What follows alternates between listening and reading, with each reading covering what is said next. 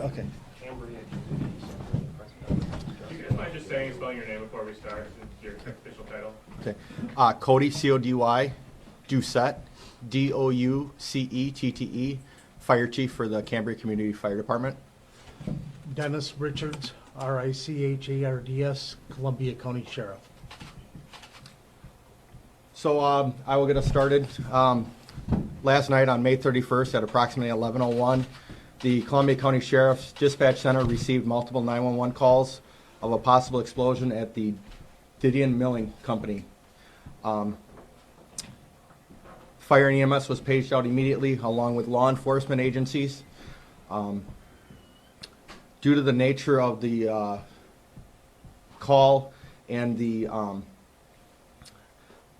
potential for injuries, we called immediately for mutual aid from multiple departments in the area: Portage, Beaver Dam, Randolph, Rio, Fall River, Friesland, Cambria, Partyville. We called out for Madison Heavy Rescue Unit because of the known structures at the Didion Milling with the span concrete that they do and they're known for. Upon arrival of location, I noticed that the building had severe damage. At that time, we requested a MABUS box to the 4th level for our target hazard for Didion Milling. At that time, that brought in resources from all over South Central Wisconsin. We had a total of 23 or 27 fire departments on scene, 10 different EMS agencies, along with multiple law enforcement agencies and safety organizations at that time. We had 2 different routes that we had to go to. We had a search and rescue and a fire hazard at that time. We started fire operations, knocking down the brunt of the fire, and we also began search and rescue operations to find the people that were trapped inside and around the buildings. There were patients that did walk out. They were taken to the ambulance staging area where they were disseminated to other ambulance services to be taken to the hospital. We did request 4 helicopters at that time to be landed up at the Cambria Fire Station on top of the hill. That way we could keep that area clear for everyone else to go through. Throughout the night, we got fire suppression, we got the fires knocked down, and began more search and rescue opportunities. At approximately 7 a.m., we requested the Wisconsin Task Force 1, which is a search and rescue team that specializes in these type of incidences. They arrived on scene approximately 12:30 to help continue in the search and rescue process. From there, we also brought in dogs to help with the search, and I'm going to turn this part over to Dennis Richards at this time. The dogs, again, keep in mind that the structure of the building was dangerous. So there were up to, at times, 4 different engineers watching the building, and I literally mean watching the building as some of the search and rescue people went around and through some of the debris. The main thing that they were watching for, there was one corner of the building that was of great concern to everybody. And the bad thing was that was the corner of the building that we felt we needed to concentrate on. At approximately, we were able to find 1 deceased. It was either late last night or early this morning. I apologize, I don't have the time. And search and rescue K9 found one of the missing person at about 5:55 p.m. No names are being released yet. We have currently cranes that are there. The search and rescue dogs are still there. So the cranes are starting, or will be starting, to move debris slowly, and then let the search and rescue in. If there's no indication at that point, my guess is they will back out, let the cranes continue to work, and then go back in. We are prepared to do this throughout the night. On a personal note, it's been very difficult to know that there's 2 people, now 1, that at times were feet from us, but we don't know for sure where they're at. And because of the danger of the building, we're unable to let anybody in there. I also want to thank the media. I know you've been busy, a lot of you have been busy throughout the day talking with people, but you have been very respectful for emergency personnel to do what they needed to do. And that greatly helps us do our job. So I want to thank you for that. I want to thank the community. Talk about a group of people that just come together immediately and are helping emergency personnel, helping each other. Cambria has a lot to be proud of. And wish we weren't here for this reason, but it's just proof that something good comes out of something horrible. And the people here, surrounding areas, I had 3 different sheriffs contact me this morning. We heard what happened, just give us a call, we'll send you whatever you need. So, and I know that was the same with the chief here with the different fire departments in the area. And again, everybody in the emergency services understands how tasking something like this is on everybody. And I think the thing to remember, especially in the chief's line of work, many of these people in fire department and EMS are volunteers. They were out there 12, 14 hours last night, some of them leaving to go to their full-time jobs, some of them taking benefit time to remain here. Says a lot. We really have to thank our community, the Cambria community and the surrounding communities. Without the support of the communities around us, this could have been a lot worse. But because of the dedication and the heart that this community and this area has, it was proven today. Cambria may be small in size, but we have an unbelievable heart, and that's shown through. The things that we've asked our village employees to do, the churches, the grocery stores, the gas stations, they have been unbelievable. The people dropping off food. This is what makes us keep doing what we do, is to help one another. And again, it was proven here today. And unfortunately, the outcome isn't what we had hoped for, but we will become stronger because of this. And thank you guys for respecting us in what we do, because I was expecting a lot of phone calls from all you, and I really didn't. And that meant a lot, because that shows how much you do care for us as well. So thank you. Moving forward, we will not be holding any more press conferences today or tomorrow at 1 o'clock in Johnson Creek. There will be a press conference. That will be the next press conference.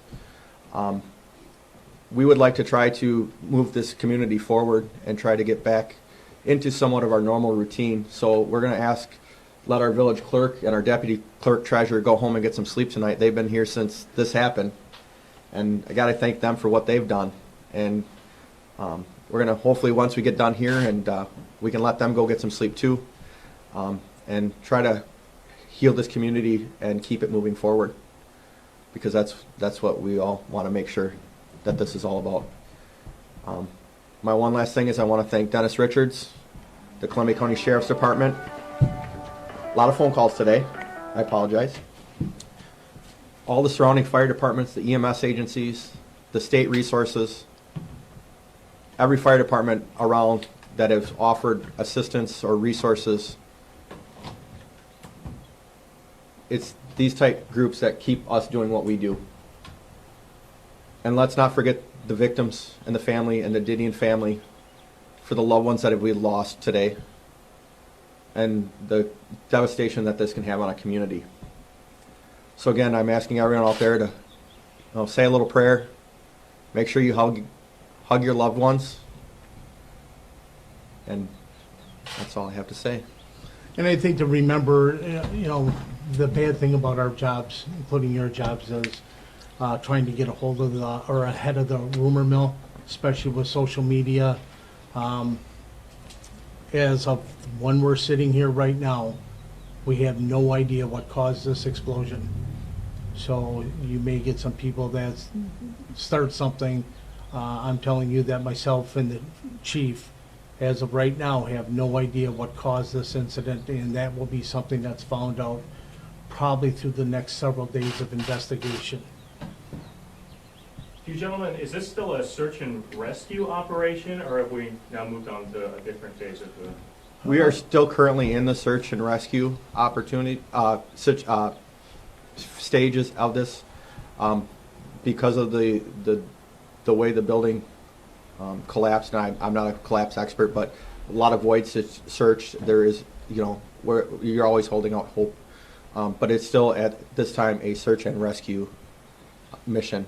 Just to clarify, the person that you did find at 555 is also deceased?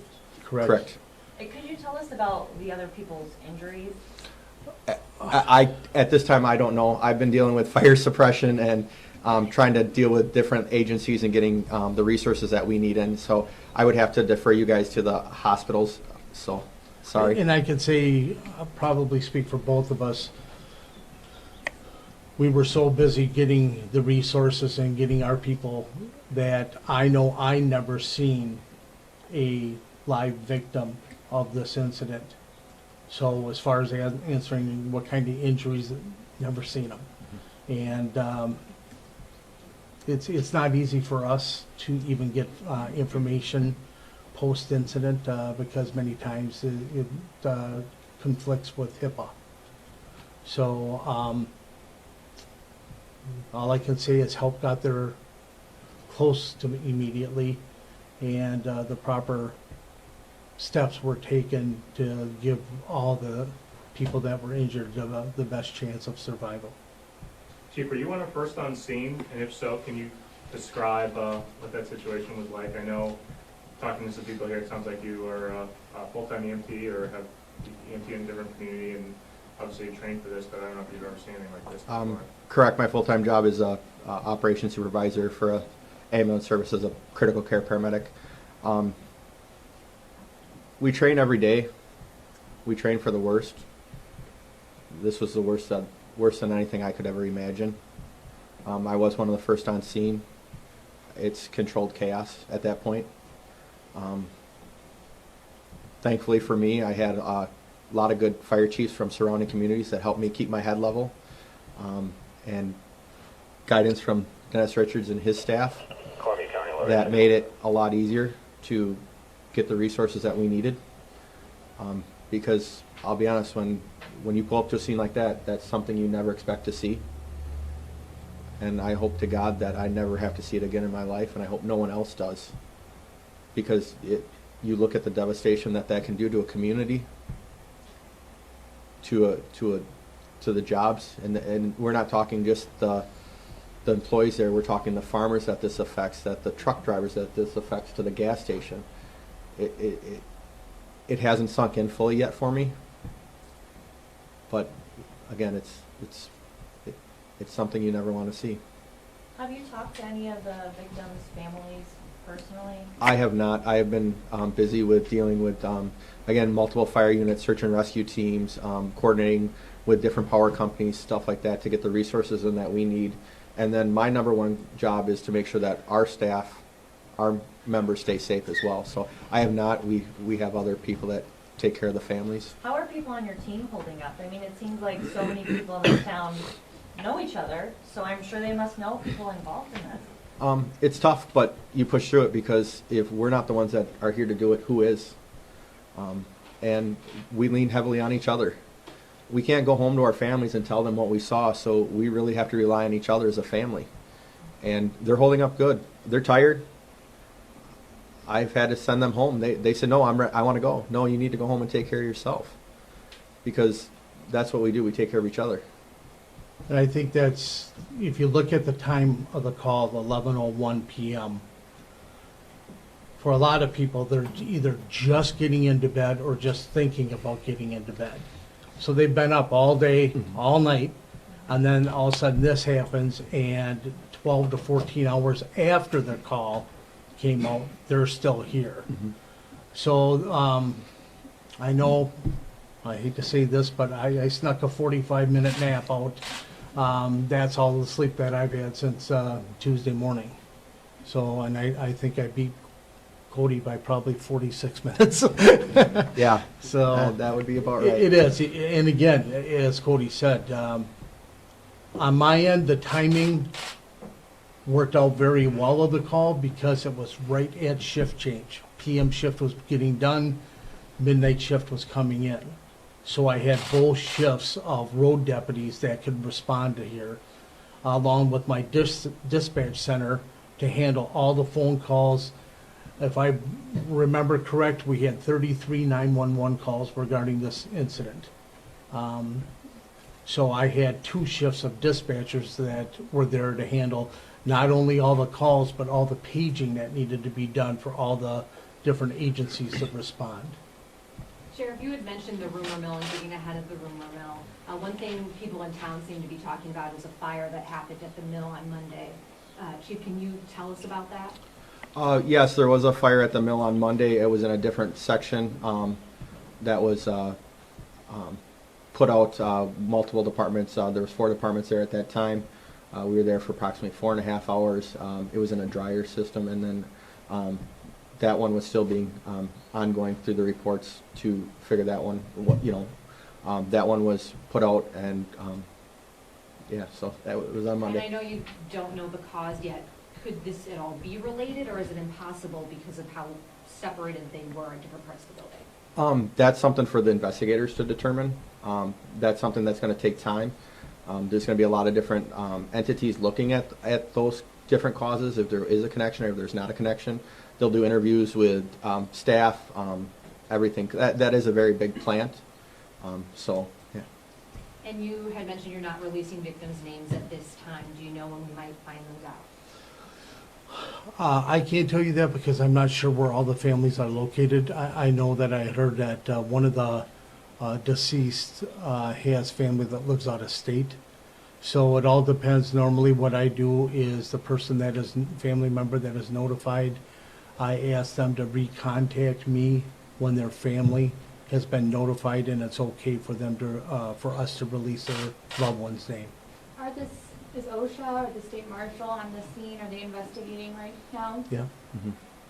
I know you said you'll be working around the clock, people are working overtime constantly, but did you mention you still can't get in part of the building because it's too dangerous?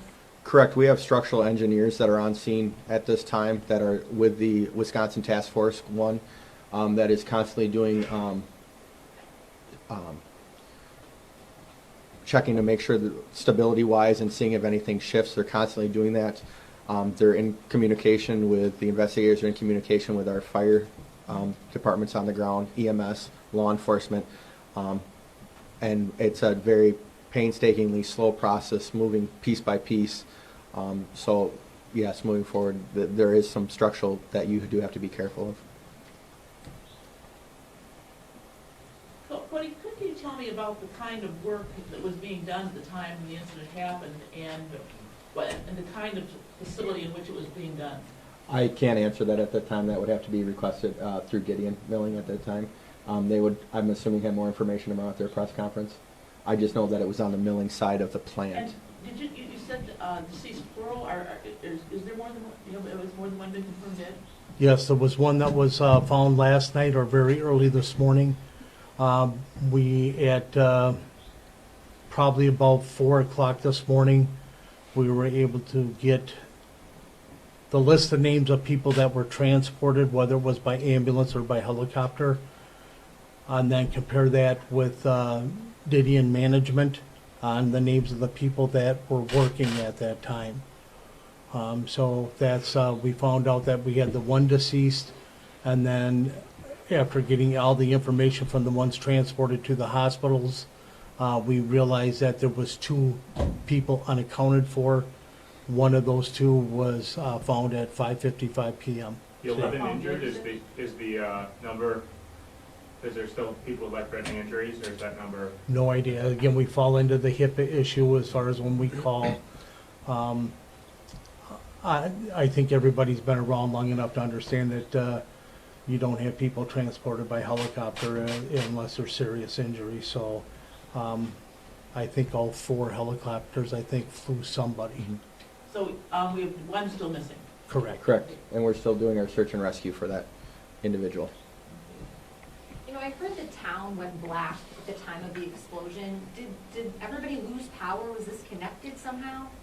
Yes, we did lose power, and I do believe, a couple communities around here did lose power because of the main transmission lines that run through. Alliant Energy and ATC did a wonderful job of getting power restored back to the village as soon as possible. That really helped our efforts, getting everything ready and the resources that we needed. Again, they came in and isolated the plant at that time, so we had no power at the plant, but yet the village was back up and able to run. Have you been called to the plant a lot for other fire-related issues like you saw on Monday? We have been, between the ethanol plant and the milling side, a couple times a year we get between the two sides, we do get there a couple times a year for different things. Is that common? Once or twice a year is common. What have you found has been the cause for those fires? It's a lot of different things. They're making so many different products there. And that would be, again, I would check with the OSHA or the Didion themselves for those answers. And I think the thing to remember, just because the fire department is called, it could be a fire alarm, not Correct. necessarily in a fire Correct. that has taken place, so. They have a lot of systems that, heat. So again, it's like system false alarms or something gets pushed, so. I think at least myself with closing, this was a major explosion. And that's part of it,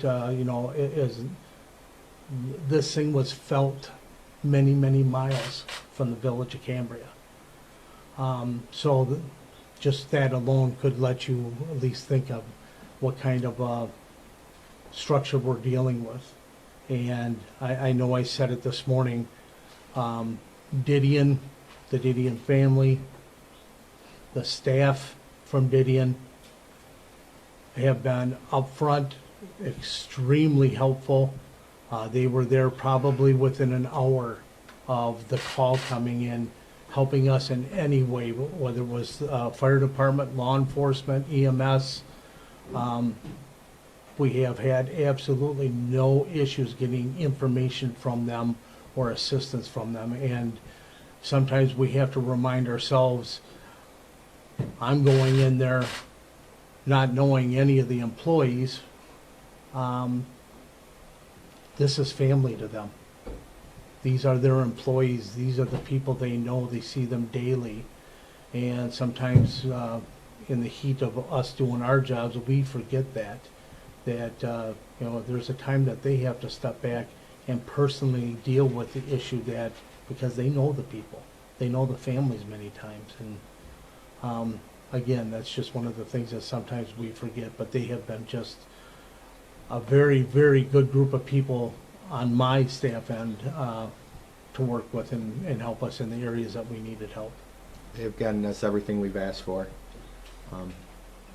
Again, just remember, pray for the families, pray for the victims, Didion, the communities, the responders, everyone around. Thank you. Since you're not holding a press conference tomorrow, when is the cutoff point between it from it going from a search and rescue to a recovery mission? Like, what's the timeline you're dealing with? We'll actually Didion will hold a press conference tomorrow at 1 o'clock. I'm going to try to be there, Okay. depending on how operations go. I'm going to try to go home and get some sleep after this, and then see how things go tomorrow and where we go from there.